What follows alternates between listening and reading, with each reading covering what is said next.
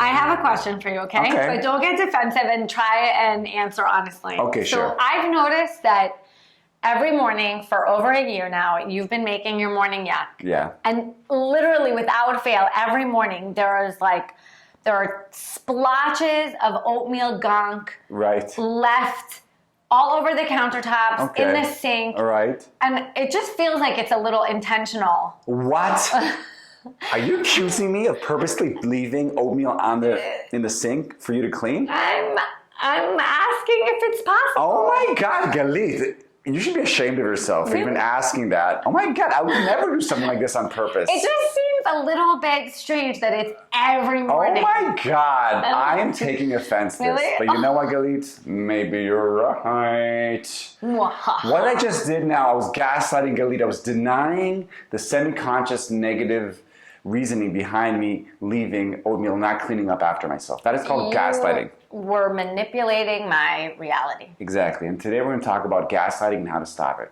Hi, my name is Dr. Assael Romanelli. And I'm Galit Romanelli. And this is the Potential State. And today we're going to talk about gaslighting is real. Here's how to stop it. Yes. So where does the concept gaslight come from? So it's from a film from the 1940s with Ingrid Bergman. And it's about this couple that get married. And the husband basically manipulates his wife's reality by going up to the attic, pretending like he's, at work or there is no attic. And he starts fiddling with the lights. That's why it's called gaslighting. And moving around furniture and making all these noises, and he makes her believe that she's crazy because she thinks that she's imagining all these things that are actually happening. And so he manipulates her reality until she becomes completely dependent on him and is consumed by self-doubt and just loses touch with reality. And since then, that concept has been used in psychology to kind of describe the process when one partner is manipulating and kind of lying, denying, smoke screening their partner to slowly erode their self-confidence, their self-perception, and just their basic... Just stay there. Stay there. Don't go too pathological. Okay. But we want to talk about kind of the mainstream, the gaslighting that couples do every single day. Kind of every day to day. No, I didn't. I don't know what you're talking about. And usually the gaslighting is not necessarily about, oh my God, there is no oatmeal in the sink. It's usually going to be about the motivations behind it. Nice. Did you purposely do it? Did you purposely ignore? Did you hear me calling you from the other room? It's usually in those moments where one partner is consistently kind of denying and minimizing, or both partners are doing it. It's kind of where we are. It couples nicely with own your shit, because own your shit is the antidote to gaslighting, right? Because sometimes we are doing these kind of little passive aggressive things intentionally. But the antidote to gaslighting is by owning it and saying, actually, sometimes I do. Or what Assael could have said was, I need to think about it, maybe. Thank you for pointing that out to me. I'll be more aware of it. Because usually what happens when you consistently gaslight and deny your part in whatever reality your partner is talking about, what happens over time, they're going to not only doubt themselves, but they're not going to believe you. It's going to be the boy who cried wolf. Like every time you're going to deny it, and your partner's just going to become really, really suspicious and also doubt themselves. And slowly that's going to create distance, and it's going to kind of hurt the intimacy and the trust and the vulnerability in the relationship. So we were talking about the antidote. So we want to talk about also for the gaslighter and for the gaslit. So for the gaslighter, the antidote is to basically own your shit. Yep, absolutely. Be like, yeah, actually, sometimes I do. I don't think it needs to be kind of like an all-encompassing like every time, because that also is, I mean, unless you really are doing it all the time. But I think it's enough to kind of be like, I need to look at that, and it is quite possible because... Right, and refer to the episode about owning your shit. Basically, it means like taking a moment to take stock and then to admit first to yourself and then to your partner that there might be a passive, aggressive, vindictive, angry reasoning for that behavior. Right, and then that connects kind of with a normal marital sadism, right? Like sometimes we do want to stick it to our partner, but if we can own it and admit it, then at least we're not manipulating what they're feeling, because they're feeling something. They know something is off. Exactly, and by actually admitting it, you're kind of liberating both of you. You create an energy and a vitality and a vulnerability. And a truth. And a truth. Right? Like there's this very clear contract of truth where like, yeah, I'm gonna own my shit, and I'm gonna tell you when I do things to kind of get you, because that is far better than gaslighting you and making you doubt yourself. and refer to the episode of Your Faults Are Welcome. You want to create a relationship, and this is where you're going to have to kind of think about it. It's worth your while. It's in your enlightened self-interest to show that, to show your shadow, to show all the little places where you're less than perfect, because then you will really feel loved. Refer to the episode. If you want to feel loved, show your shadow. Yeah, and you'll be whole, right? Exactly. You'll be able to be in an environment and a space where you are whole, where you can bring your light and your darkness. And for the gaslit partner, it's going to be confrontation and holding on to themselves. And we're going to talk about the second how to do that. I just want to give one example from the clinic. This couple I was working with, and it was clear that the male partner didn't really want to work. He kept saying, I'm here, it's important, give me tools. Every single week I'd give him tools, he wouldn't do any work. And I think over time what happened is the wife didn't understand what's happening. There was this she was doubting herself, and it took another 4 months until she finally realized he's not here. He's not really working. Right. And that was really the turning point of the whole therapy. And I think for a lot of partners, almost every couple I work with, it takes a while to help them reverse the tendency to gaslight, actually go and to own their shit, kind of bring it to the front. Right, which is interesting because it's kind of as though there's this split between kind of what we say and what we do, and gaslighting kind of cements that gap, whereas kind of own your shit, which is the antidote to gaslighting, kind of brings it together so that what you're saying is truth, what you're feeling, what your actions are. And that's if you're not, and that's integrity. And if you're not, if you're not genuinely in it, let's say in that case, then to say I'm not ready, or I'm too scared, or this doesn't sit right with me, rather than no, I want to make progress, I want to do the work, but not actually being in it.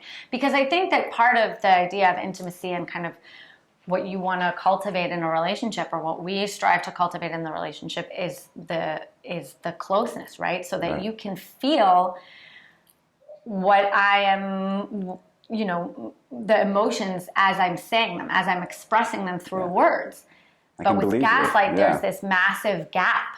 Well, let's give an example from our marriage. For many years, I kind of drew Galit's character, the kids, as the angry one. I kept saying, Mommy's going to be angry. Don't get Mommy. Don't do that. Oh, wait, Mommy. That'll make Mommy yell. When she was passionate, say, stop being angry. And Galit would constantly say, why are you labeling me as the angry one? Why are you turning me into the bad cop? And I kept denying it for years and years and years. And about a couple of months ago, we were eating dinner or something, and then Galit's like, you're doing it again. And for this... I caught it live. And we had the language for it. And then I was like, wait. And then I said, yeah, Galit, it's true. I do. I let it land. And there was this big laughter. It was a big validation. And the kids were watching, and there was this whole release of energy, and I finally confessed. I came out with it, and Galit laughed. And I think also it gave you the opportunity to look inside yourself and figure out what is it that you have with confrontation, discipline, maybe even sometimes raised voices, passion, right? A passionate conversation, which is not necessarily an angry conversation, that kind of makes you shy away and kind of go all turtly. Right. And I think that was a really important moment for you with yourself, as well as for us in our relationship. Exactly. And also what happened was, since Galit, when I came out, Galit, she laughed, and she kind of... I felt vindicated! Exactly. So it wasn't like a big dramatic moment. Yeah, but I wasn't angry. Exactly. I wasn't angry. And I think I wasn't angry because... which is funny, because you painted me always out to be the angry one. But I think I wasn't angry because it was kind of... I recognized how important it was as a milestone in our relationship, and also how vulnerable that must have been for you to kind of reflect and admit. Yeah. So... And that moment took years of work to create a relationship when you admit you're gaslighting, your partner loves you. And once again, go back to the faults. And also, that's a really big one. To admit that you've painted your partner as angry, that's a really big, intense gaslighting moment. Yeah. Wow, did I confess that? All right, so how do you do this? How do you create that environment? So first of all, share this episode with your partner.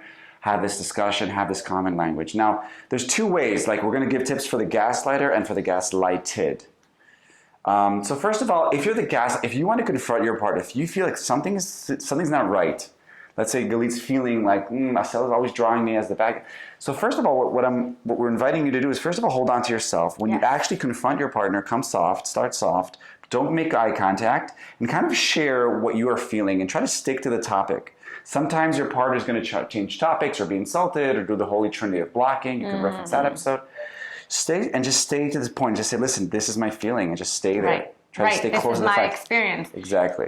Yeah, and like hold on to that. Right, and don't let go, don't let go, and be there. Be very, very clear. And it's possible that it won't be done in one conversation. It might be, the conversation might end with, this is my experience, and your partner being angry or insulted, and that's okay. There are ruptures and repairs, but that doesn't mean you need to let go of your truth or how you're experiencing the situation. It just means that at the moment, your partner is not able yet to hear your experience, your narrative. And that's what actually happened with us. Like, she confronted me several times about, you're drawing me out to be the bad guy. Right. And I kept denying it. And then I was able to catch it right away because I had developed kind of more of an awareness. So then I was, live able to call you. So that's a segue for the gaslighter. So first of all, that you need to reflect on your core belief. Choose to believe that it's worth your while. It's in your enlightened self-interest. If you want to grow and develop and have a deeper relationship, to own your shit, to not gaslight your partner, to believe that your ugly parts, your aggressive parts are also welcome, that all your parts are welcome. Okay, so that's, first of all, you're going to have to prepare that. And then there's two ways. One is listen to your partner's complaints and let it land. Refer to the Let It Land episode, because obviously there's a kernel of truth in what your partner is saying. So perhaps the first 10 times that Galit said, you're painting me out to be the bad guy, maybe it slowly landed for me. Yeah. Okay, because you're not always conscious that you are gaslit. Sometimes you are, and then it's easier to admit, but sometimes you're not even aware of it. Right. Okay, and I think if you can, first of all, just let that land and just let it simmer, and don't just flat out deny and say, wait, maybe. I need to think about that, or I need to notice, or please direct my attention to that next time it happens. I think that's also fair. Right. But stay open. I think that's the point. Rather than deflect or getting defensive and kind of shutting the conversation down, just stay open and very curious. And if you're listening to this and you think, okay, there are places that you're conscious that you're gaslighting, write them down and slowly, like bite-sized, confess them. Create a space before that. Prepare a partner that we're in a loving space. Don't grill me on every confession I have. But so what's going to happen as you're sharing this is you're going to feel this liberation, this freedom to be yourself. And for the partner who's listening to it, don't use it, like, don't say, aha. Right. Don't like humiliate them. This is not like evidence. There's no payback for this. Right. This isn't, something that you like keep in your arsenal for the next fight. This is a moment of truth between both of you, and that should be kind of celebrated and used for the future. So that's the way to stop gaslighting. Go out, confess, stay own your curious, shit. Stay curious, stay playful, and open. This was Galit Romanelli. Dr. Assael Romanelli. And we're the Potential State. See you next time.